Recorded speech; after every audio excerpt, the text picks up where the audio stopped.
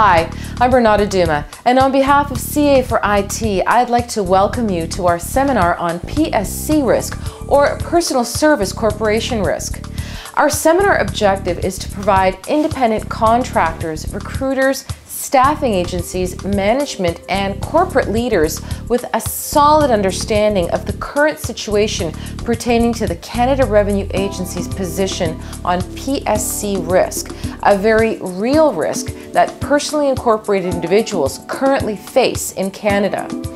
Joining me in this discussion are George Wall, President and CEO of CA for IT, or Chartered Accountants for IT Specialists, Jonah Laced, co-founder and Chief Financial Officer of Eagle Professional Resources, Dave Hayward, who has more than 22 years experience in the information technology staffing industry and is on the board of directors of the NACCB.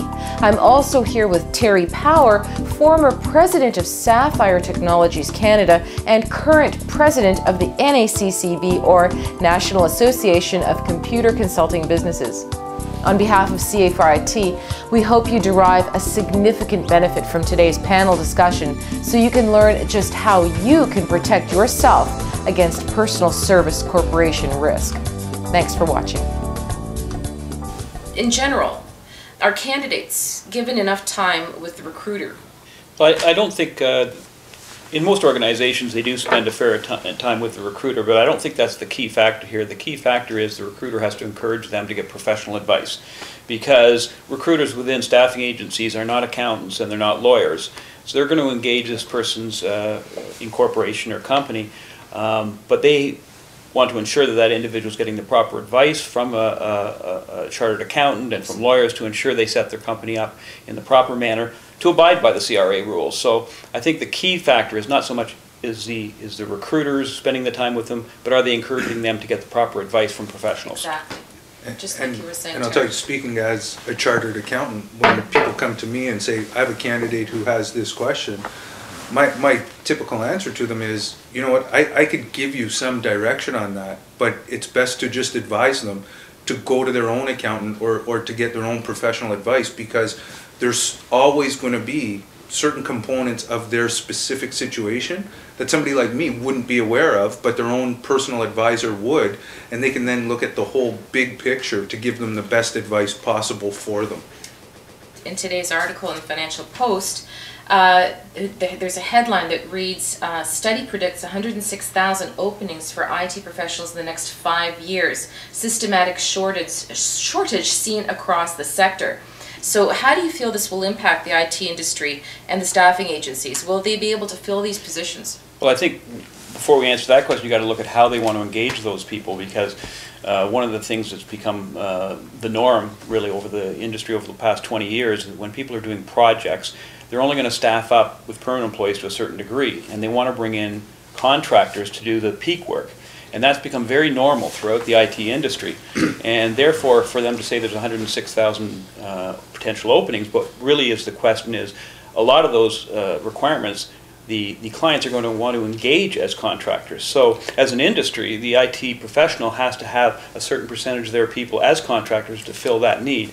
And so, you know, really ties into what Terry was talking about before, that the industry has changed over the last 20 years. The IT professional, like many business people, used to think that when they joined a company they were joining it for life, the pension, the whole thing.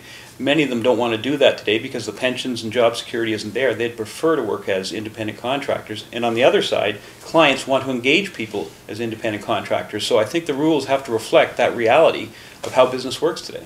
Right. And I think the role of the independent is becoming even more important, because, you know, in the wake of that report, and the reality is we won't have enough people.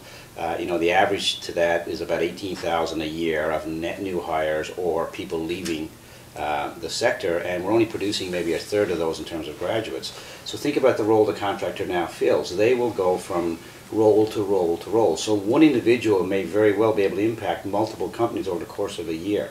So this concept of independent contractors is becoming even more critical in our economy than it has ever been in the past. Right. Well, and it also allows the independent contractor to keep their skills current and to gain more and diverse experience over the life of their contracting career so that, you know, in the scenario where they did join a company and they thought they were there for life, and that's not a reality today, they're able to move and to go from company to company and bring real experience with them, not only technical skills. Women are also still severely underrepresented in the industry. To your knowledge, have there been any advancements made in the staffing industry to address this issue, and why in general do you believe it exists? There are initiatives that are underway. The Technology Association, ITAC, which is an organization of primarily the large technology companies in Canada, have a number of initiatives right now underway where they're trying to elevate the profile of women in various companies.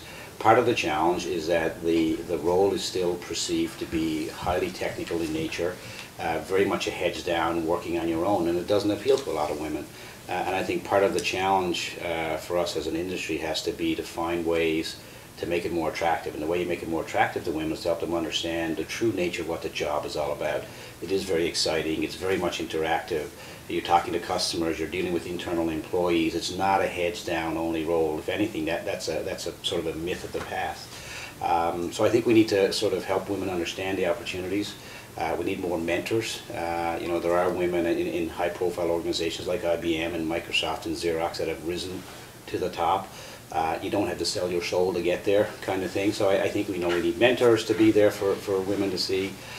We also need to start to appeal to kids at a younger age. You know, women need to keep up the young girls, keep up the math and science, and pursue the post-secondary career. So, so things are. I think there's a movement out there. The reality is the numbers haven't changed. It's roughly 25% of the IT population is female. It's been that way for some time, unfortunately. But I think there's a number of us that are on side now and want to find a way to change this, and hopefully we'll see that number go up.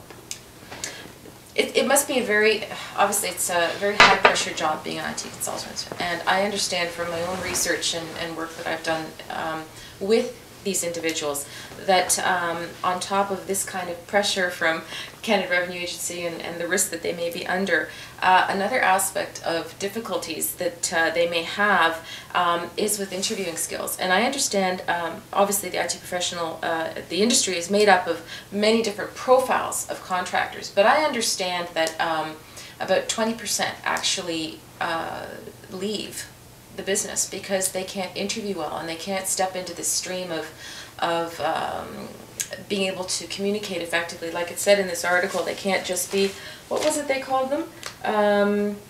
Code monkeys. So any thoughts on this? Well, I think first of all, the types of assignments that people might be going for range from very technical ones to ones that require senior management skills. But if you're going to interview for a position, whether it be in IT or any job, obviously communication skills are vital. Huge. And so if there are people who are entering consulting or independent contracting and lack good communication skills, they may be challenged at times with certain interviews because that's a common denominator when you're being interviewed.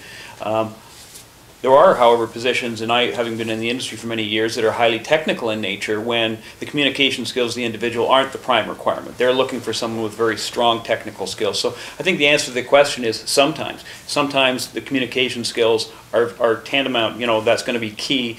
But there are some roles in which very strong technical people without great English skills, for example, may still get a role just based on those strong technical skills.